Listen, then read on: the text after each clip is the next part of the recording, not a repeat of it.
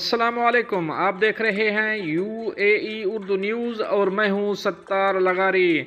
एक खबर शामिल करते हैं दुबई से। ईद उल इत्तेहाद का तोहफा, दुबई ने बस स्टेशनों पर मुफ्त वाईफाई का आगाज़ कर दिया।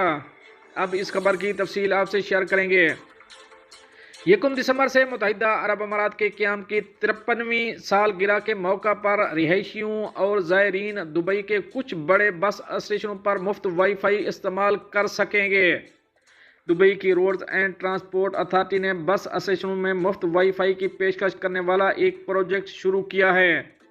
सोशल मीडिया पर इस इकदाम का ऐलान करते हुए अथॉरिटी ने कहा कि ये इकदाम हमारी कोशिशों के एक हिस्से के तौर पर बगैर किसी रुकावट के तजर्बे को यकीनी बनाने के लिए किया गया है। इस सर्विस को जल्द ही मजीद स्टेशनों तक बढ़ा दिया जाएगा। दोस्तों, ये तो थी एक अहम अपडेट जो आप दोस्तों शेयर करी है। मिलते हैं नेक्स्ट अपडेट के साथ नेक्स्ट वीडियो में। तब तक के लिए अल्लाह हाफिज़।